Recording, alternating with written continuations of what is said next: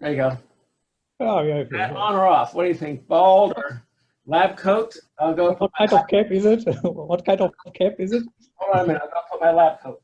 I've got to call my friend Kara, make sure she knows why I didn't show up. She was waiting on me. She was alive. Lab dress is better, yeah. I sent her the link to join.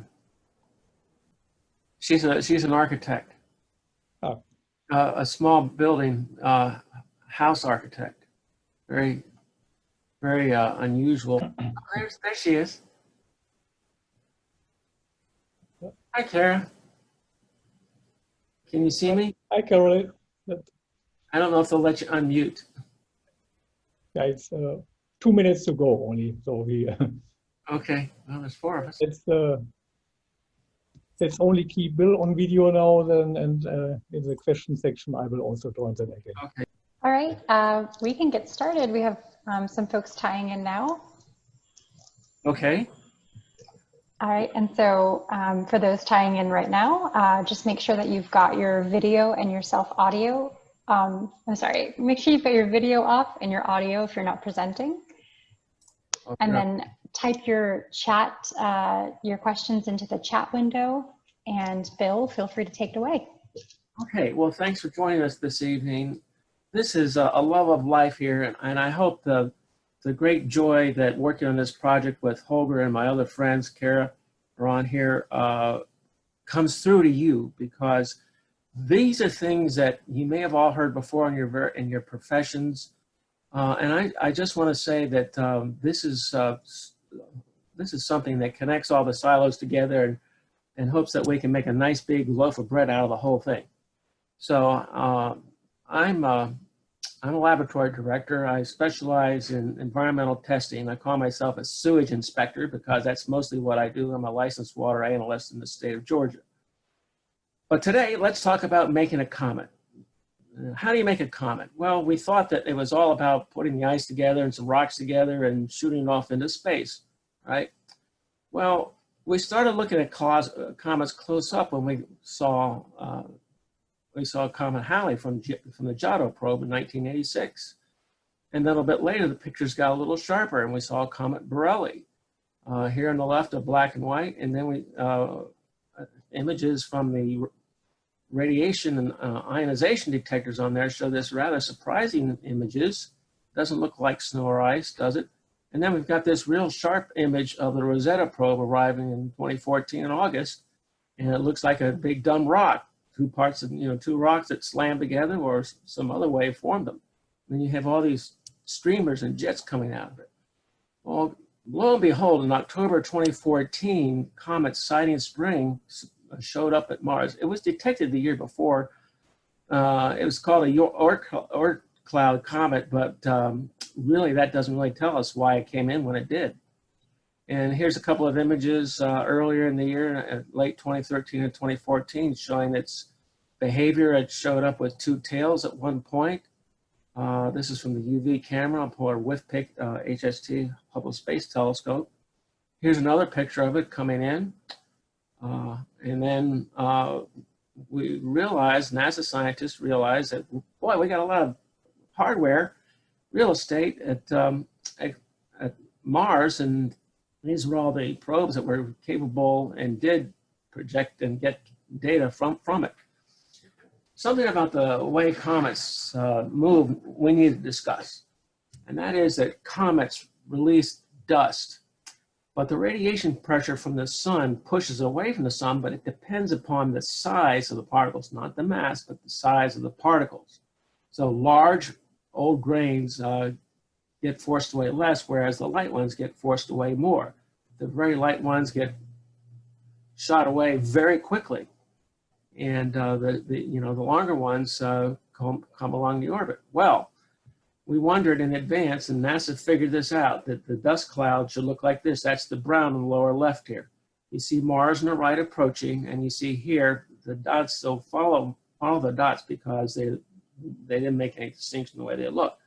So you see, there it is. This is the comet crossing the orbit. You see that it's well ahead of Mars showing up, and this is only 100,000 kilometers, so that's not very far apart. And finally, as Mars passes by, you see the dust cloud there's no part of the dust cloud touching here in their projection, very tiny amount. And here's a couple more views of it. Here is some views of it from the high-rise camera, which shows it in a different part of the spectrum. You can see how it was changing, its appearance was changing. But guess what? The comet dust, they thought, triggered a mind-blowing Mars meteor shower. And they said it was comet dust because they couldn't explain it otherwise. They were shocked at the amount of dust the comet showered down on the planet. The analysis seemed to indicate Mars would miss the dust tail in a very significant way. So, and this is an artist's depiction of what actually happened, the meteors coming in. But what if it wasn't the dust? And what else could explain it though? Because we had about 108,000 meteors per hour at the peak, and they lasted up to 3 hours. And somebody calculated the tonnage of it, and it was significant. And though the dust tail was predicted not to involve the planet in any significant way, the orbits of the observing probes had been adjusted to be protected from potential damage. And even with the spacecraft spectacular meteor shower, there was no damage, no evidence of any physical thing coming down. And there were a couple of other very remarkable coincidences. Mars was literally engulfed by the coma, the comet's outer atmosphere, for several hours, and that wasn't expected at all, because as you can see by the projected path, none of that was supposed to happen. But a CMA hit Mars just a few hours earlier. What is a CMA? It's a coronal mass ejection from the sun made mostly of protons and positive ions. We call those cations in the chemistry lab here. In addition, the encounter happened at the peak of the Martian dust season.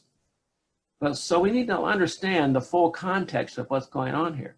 Could a comet initiate the terraforming process even? I mean, all these minerals being rained down on Mars, it made us wonder. Beyond the theories of planetary accretion, igneous, metamorphic, and sedimentary origin of geological formations in space, we propose a hypothesis. Minerals formed by ionic plasma flow between complementary charged media where there is charge separation. Normally, astrophysicists think that plasmas are charged, but the electrons are close by and there's no charge separation, so there's no movement of current as you would expect an electric circuit where you do have charge separation. Well, we think that's what is happening. We think that there is charge separation, and this is what's causing formation of these particles close to Mars in the ionosphere, and later on we'll show how it goes at the Earth. So minerals form, by our hypothesis, by ionic plasmic flow, as we said, between complementary charged media where there is charge separation. So we started looking at the surface of Mars, and there was a strange thing they noticed. They identified hydrated silicate minerals on Mars using the MRO CRISM instrument. Well, what's so strange about that? So subsequent investigations at smaller scales revealed that the phyllosilicates, which is a broad variety of silicates with various cations, sodium, potassium, calcium, and so forth, are a relatively common feature of the southern highlands, but currently, apparently without geographic restrictions, in association with hundreds of so-called impact craters. What are the impact craters? So this is some of the diagrams from this CRISM. You see that remarkably, the silicates are associated with the craters. Now, formerly, they told us that this was a water inundated region in some vastly earlier period of Mars, and that there's no reason why the ice left over from this inundation or the silicates will be left over. So why are they there? Why indeed are they in those particular locations within the craters?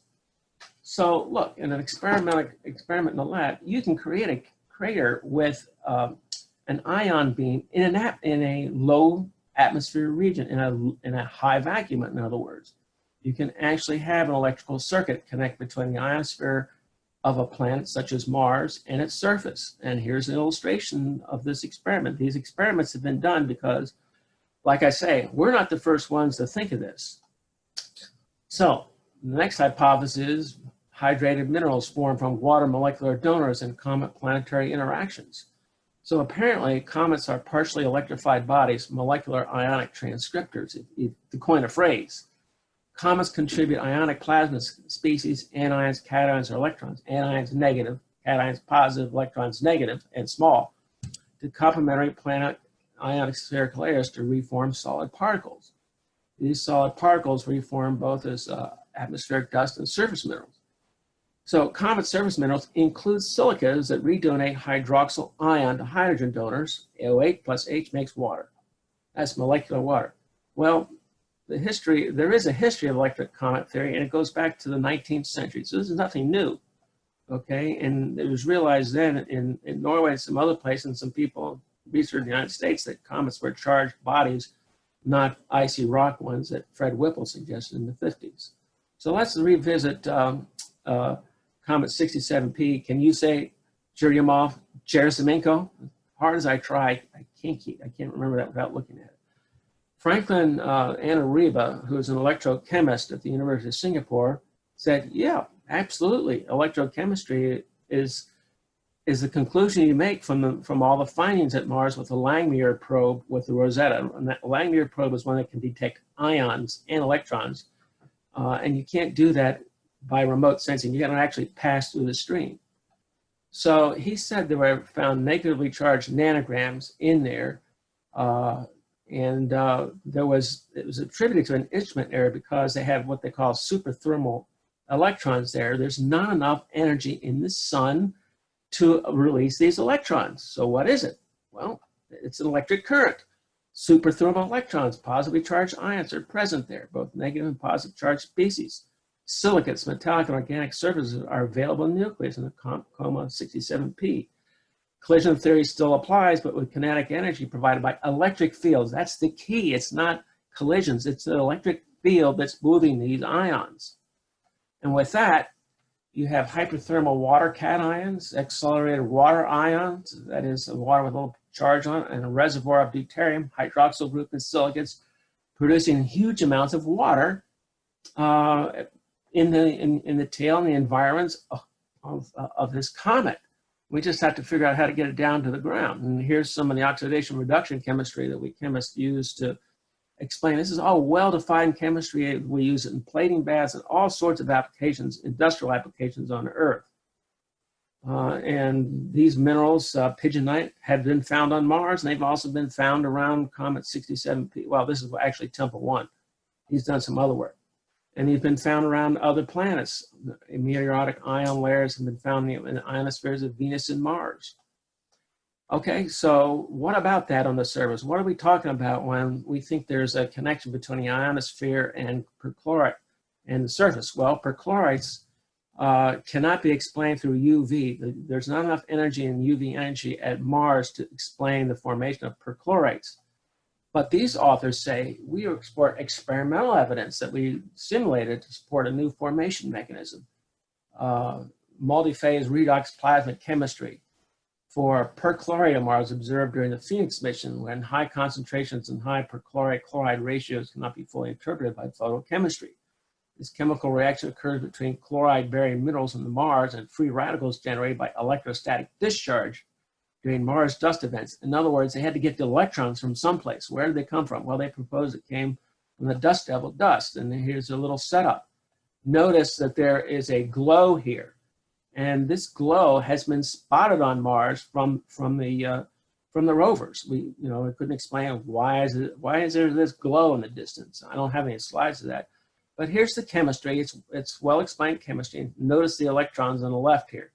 They're saying it comes from the dust species. Well, we're saying the electrons are there first. Okay, so where do the excess electrons come from? Well, here's another observation by the Shallow Radar Observer on Mars Reconnaissance Orbiter, which is capable of detecting electron flux on the night side of Mars. And there it is, unprecedented increase in total electron content in the Martian ionosphere.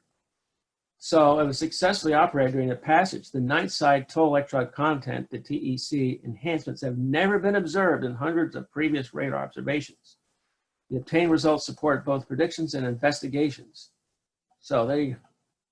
So what about back at Earth? I mean, does this only happen at Mars? The answer is no, it does happen at Earth. And I was curious about this, and I did a search on Leonid solar radiation pressure, and that brought me to one article in the Chinese Journal of Astronomy and Astrophysics in 1999. The 98 Leonid periodic meteor stream produced a third unexpected cluster of fine-scale meteoric dust. It was observed over China by radar and it was reported in their journal. And they did these calculations in the grain sizes, and they said for particles as small here in this region, less than 1 centimeter and down, that the orbit of these particles would change at 1% per year. That is in the astronomical units, which is of course the size of Earth's orbit. So you wouldn't expect these grains to come around every year because they'd be rapidly dispersed by solar radiation pressure. Well, guess what? They're there anyway. And here's some more of it. They said there has to be a very close by source of these fine particles. So we have layers of the atmosphere. Now layers are interesting because they're stable, they don't mix. And you have all these things going on up in the ionosphere, which starts with the mesosphere. This is where we talk about these blue jets and these red sprites and these elves, expanding disks. This is where all this occurs, okay? So meteor scientists ask, are certain meteors in the upper atmosphere a source of metals and metal ions, they think likely, or a sink, that is unlikely? Do they disappear by the passage of meteors, or do meteors contribute to the dust in the mesosphere? Well, they found that in looking at the sodium layer, that it's very transient. There's, the sodium layer frequently has meteors moving through it. Question is it dumping sodium or is it picking up sodium? Well, it's not a steady layer. It's there. It varies a lot in its location. The median altitude jumps 900 meters in half a second. So in other words, it's not moving around. It's being absorbed or given up by the meteors. That's the conclusion. The conclusion is the Geminids studied in the northern latitudes by the Norwegians, that the Geminids deplete sodium in the mesosphere. Why is that significant? Because our hypothesis, again, in the case of the Geminids, applying the earlier hypothesis, is that the periodic Geminid meteor streams deplete sodium plasma, sodium plus, in the mesosphere by recombination of ionic sodium with local anionic plasmas, such as HCO3, we call it bicarbonate, to make small amounts of sodium bicarbonate, which you'll know as baking soda. There's another thing called the polar mesospheric summer radar echoes. You may not have heard of that because I only found it in the literature. And you get strong, they get strong radar echoes during the summer months in the North Polar regions from areas of high electrical activity between 80 and 90 kilometers. They're associated with extremely cold temperatures. Again, you've got superthermal electrons. There's not enough heat to cause this electricity. It's got to be an independent electric flow, charge flow. Rocket and radar probes indicate that partial reflection of multiple ion layers and constructive interference cause at least some of the radar echoes. Okay. So this is when ionospheric scientists realized this violates assumptions of plasma neutrality. And like I told you at the beginning, we assumed that plasmas were neutral. Now, how they ever thought that a plasma, which is charged ions, are neutral? I'll tell you why. They thought the electrons were close by and they were locally neutralized, so there was no flow. Well, they're wrong. There is flow. High volume, anion cation pair recombination occurs in the presence of an effective carrier medium. The mesosphere acts as an electrolyte. And here's the chemistry that provides the mechanism. I won't go into this now because I don't want to spend too much more time on this. But there's actually the reverse. The joining ion streams are the source of the particles. Okay, the ions aren't coming from the particles. The ions are forming the particles, the so-called meteoric smoke. There's no meteors in space that size that can possibly reach the Earth every August as the Perseus, or every November. And there's dozens of these streams, and none of that stuff is possible at the small range, and you wonder about the large range. So it's all got to be by anion cation formation with the electrons completing the circuit. So you got reactants here, cations and anions, and precipitates. These cations combine with these anions to form these familiar compounds. sodium bicarbonate, silicon dioxide. Here's an industrial process as a model that produces these things, okay, called the solvate process. Well, back in the lab here in Atlanta, and I've got this instrument sitting 15 feet from me. It's called a graphite furnace. We found magnetite on a graphite tube in a graphite furnace in our laboratory.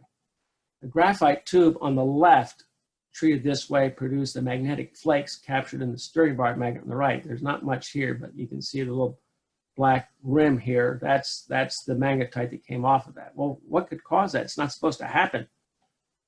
Okay. All right. So, and I noticed that when the space shuttle came back and exploded, coming back to Earth, that there was something going on there related. This photograph was taken by an amateur but experienced photographer in the San Francisco area on that morning of February 1st, that tragic morning, February 1st, 2003, when this zigzag line was observed impinging on the course of the shuttle, shown by this ionization trail from the shuttle. NASA dismissed it as camera jiggle, but I've shown that to engineers, and they said, that's not camera jiggle. So I submitted this paper, I developed this paper, and I submitted our data, our lab data, to the Columbia Accident Investigation Board, saying if I allow my graphite, if I wet my graphite and heat it with a nitrogen flow through it, it'll plate magnetite on it, and the tube will collapse. It'll break up spontaneously. And I said, because you let the RCC panels get wet, you weaken them, and then they collapsed. And they agreed, and they said back, and they told me, yes, Mr. Gardiner, we know about this. Good, because I wish you would have done something about it before the flight.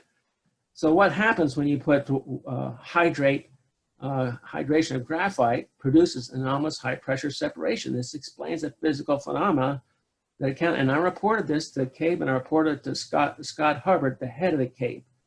And I said, this is what caused the Columbia's collapse, not a foam strike. The foam strike might have weakened it, but it wasn't the final cause of the failure. This was. Okay, so here's a typical carbon-carbon substrate. And here they found metal plated on the outside of the carbon. When I saw these carbon pieces, that graphite, I said, that's got the same metal on the outside of the graphite as my tubes in the lab. And so I looked around, and physicist Gennady Milik at the University of Maryland in the physics department, if you want credentials, he's got them. And he agreed with me. It was high altitude lightning that caused the Columbia failure, not a foam strike. And during the space shuttle flight, there's all kinds of sprites and elves going on at altitude. Soon the whole crew is involved in sprite hunting, catching tens of events.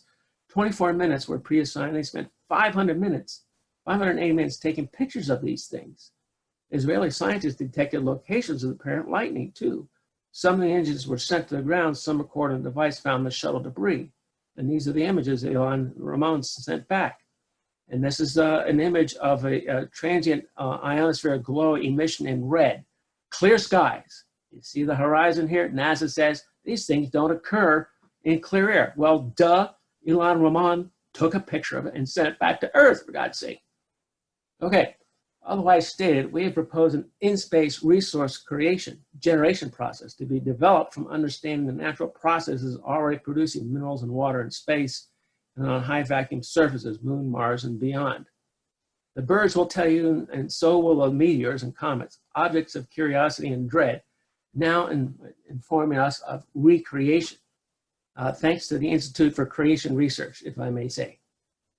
A precipitation aurora on Earth.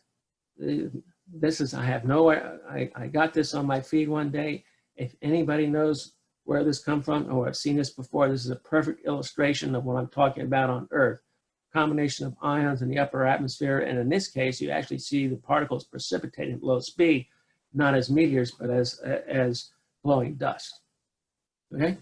Conclusion. We've discovered space travel to Mars without a rocket or a ride by the process we've described here. Again, it's a hypothesis, but we've presented the evidence to support the hypothesis. Meteor formation in near-Earth environment by the electrolytic ion recombination deionization process. responsible for perchlorates in Mars, responsible for blueberries on the surface of Mars, responsible for the occurrence of hydrated silicates in the craters of Mars. So are the craters impact craters? Do you still think that? Or are they evacuation craters created by the interaction of the ionosphere with the surface of Mars to actually remove material from the surface in the combination process, creating the dust devils, for example? I'm just saying. And I think that's my last slide. Yeah, I thought I had one more, but anyway, it's not here. Any questions? That's my presentation, and we're done in 23 minutes. Fascinating, Bill. And thank you to Holger as well. You're awfully quiet, Holger, but congratulations to you both for this exhaustive analysis. Fascinating, really, truly. I don't see any questions in the chat. Does anyone have one that they'd like to ask? Well, I have questions for you. All right. Have you ever seen any of this stuff? Have you ever seen, you've looked at the history of the Wright flyers. What I'm comparing this to is a natural phenomenon. The Wright brothers wanted to know how birds gain flight. Well, I wanted to know how are materials transferred between heavenly bodies, between the sun and planets. It turns out that the sun does release positive ions. They're called protons, and they're not locally neutralized. They are actually flowing out with the solar wind, and then they reach a negatively charged body like a comet, and they combine there and they find minerals. This is a more likely process for the formation of planets than accretion. Accretion is not a process that can, by gravity, is not a process that can produce stratification, structure, cores, layers. That doesn't happen. All the models of accretion collapse after a few small millimeters of accumulation. None of the models work. None of the laboratory. You can't do any laboratory work with gravity. You can with electricity. And I've shown you those experiments. I've shown you an experiment in our lab, which was inadvertent at first. But then it turns out that low energy nuclear reactions may be responsible for that. A French chemist by the name of Kervran described transmutation of carbon into magnetite or iron some years ago. And like I say, none of this is old stuff. None of this is new stuff. This is my discovery. I've just accumulated. I've done some lab work on it. And other people in other laboratories have done experimental work with high vacuum chambers showing this is a plausible source of minerals. And if it's a plausible source of minerals, then it's a plausible source of materials from water to useful building blocks that we can use to build cities on Mars. Elon Musk the other day said he needed 1 million tons to build a city on Mars, and he doesn't see any possible way of doing it with rockets. We got to figure out the way the Wright brothers did, how to make planes from bird physics. We got to figure out how to make planets and cities out of materials in space in the same manner. We've got to follow nature's lead and figure out how to make this work for us. And then we'll have our cities in Mars far sooner than any of us thought possible. And I'm starting to think that maybe I'll live, if I can get through the next few days, maybe I'll live long enough to see it. What do you think? Would you like to see cities on Mars? Anybody? I think you know my answer to that, Bill. Okay. Yes. Okay. Anyone else? Just have a couple minutes left. Okay. Is everybody stunned into silence? Don't know what to think? If you look this up, almost anything you look up on the internet, you'll find evidence for it. The thing is, these are scientists and engineers, not people with dreams, imaginations, or conspiracy theories. This is our answer to conspiracy theories. This is science in the making right here. These scientists, Gennady Milik, the people who wrote the perchlorate papers, the people who do all these things, these are real people. These are real scientists doing real work, but you haven't heard about it. Just like, why haven't you heard about it? Well, because it's a paradigm shift. It's, like I say, it's not igneous, metamorphic. I don't know how many times I tried to run down Steve Squires and he said, no, I can't think about that. That's too complicated. Well, Comet sighting spring came to Mars a matter of weeks after my son Kevin passed back in 2014. And I dedicate my medical or my health presentations to him. And I hope one day, Lord willing, I'll see him again in some other universe. But for now, let's make this universe work better, shall we? And we can do it. Everyone just keep looking up. So, Bill, I think we'll see him on Mars. Oh, thank you for that. I understand Elvis has already been spotted. No. So Guadalupe asks, is there a way to communicate scientific outcomes in ways that are broadly understood by using plain language? That resonates with me for sure, since I'm not a scientist. Well, I made a stab at that today. Yeah, I had to show the scientific basis, Guadalupe, but you know what?